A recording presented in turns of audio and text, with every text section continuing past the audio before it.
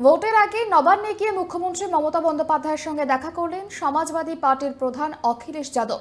মমতার পাশে দাঁড়িয়ে তার সাহসিকতার প্রশংসা করলেন অখিলেশ। তার কথায়, মমতা বন্দ্যোপাধ্যায় একমাত্র যিনি বিজেপির সঙ্গে লড়াই করার ক্ষমতা রাখেন। লড়াই করে বিজেপিকে রুখতে পারেন একমাত্র বাংলার মুখ্যমন্ত্রী মমতা বন্দ্যোপাধ্যায়। মঙ্গলবার নবান্নে মুখ্যমন্ত্রী মমতা বন্দ্যোপাধ্যায়ের সঙ্গে বৈঠকের পর এমনই দাবি করলেন সমাজবাদী পার্টির প্রধান অখিলেশ যাদব। আসন্ন বিধানসভা নির্বাচনের পর দিদি বাংলায় চতুর্থবারের জন্য মুখ্যমন্ত্রী হবেন বলেই আত্মবিশ্বাসী তিনি। নবান্নে বৈঠকের পর মমতা এবং অখিলেশ যৌথভাবে সাংবাদিকদের মুখোমুখি হন। মমতা জানান, এদিন খুব অল্প সময় দুজনের বৈঠক হয়েছে।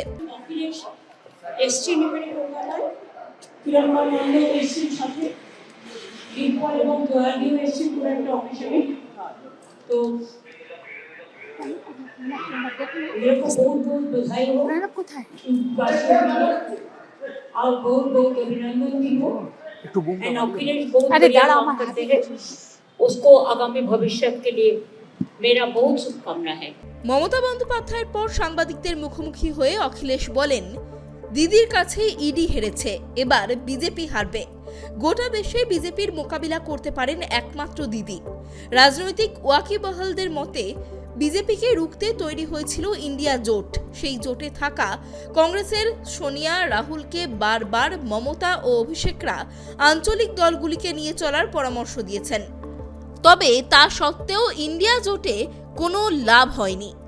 এদিন অখিলেশের গলায় যেন প্রচ্ছন্ন হলেও সেই সুরই শোনা গেল। অখিলেশ স্পষ্ট বুঝিয়ে দিলেন, সোনিয়া কিংবা রাহুল নন, ইন্ডিয়া জোটের মুখ হতে পারেন একমাত্র মমতাই।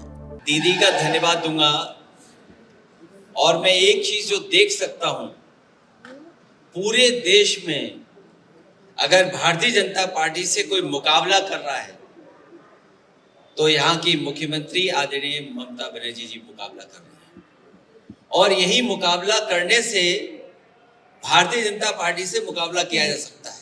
অখিলেশের বক্তব্যে এদিনও উঠে আসে আইপ্যাকের অফিস ও কর্ণধার প্রতীক জৈনের বাড়িতে ইডি অভিযান প্রসঙ্গ।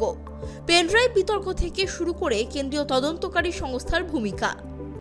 मुझे खुशी है कि दीदी ने ईडी को हरा दिया और Bharatiya Janata party pen drive का पेन नहीं भूल पा रही है। वो भारतीय जनता पार्टी ये भूल गए हैं कि यहाँ का प्रदेश दीदी के लीडरशिप में ये कल्चरल यूनिट है, पॉलिटिकल यूनिट नहीं है। বাংলার মুখ্যমন্ত্রীর পাশে দাঁড়িয়ে এসআইআর এর তীব্র বিরোধিতায় সরব হন অখিলেশ। সুর চড়ান বিজেপি এবং নির্বাচন কমিশনের বিরুদ্ধে।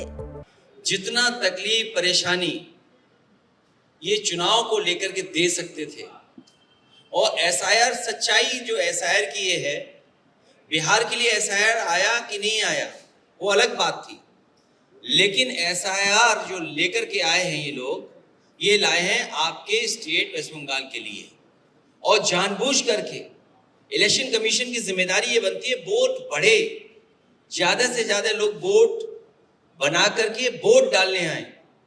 लेकिन पहली बार ये देखने को मिल रहा है कि election commission, Bharatiya Janata party SIR के बहाने एनआरसी कर करके आम जनता को परेशान कर रहे हैं, और उनका लक्ष्य है कि ज्यादा से ज्यादा वोट यहाँ पर काट दें, जबकि उनकी जिम्मेदारी है वोट बढ़ाना, उनकी मदद करना, वोटर्स की मदद करना। অখিলেশের মন্তব্যে স্পষ্ট, বাংলার ভোটের অঙ্কে বিজেপির ভবিষ্যৎ নিয়ে তিনি কোনো সংশয় দেখছেন না। ক্যামেরায় বরুণ ভান্ডারীর সঙ্গে দেবযানী সরকারের রিপোর্ট, কেটিভি বাংলা, কলকাতা।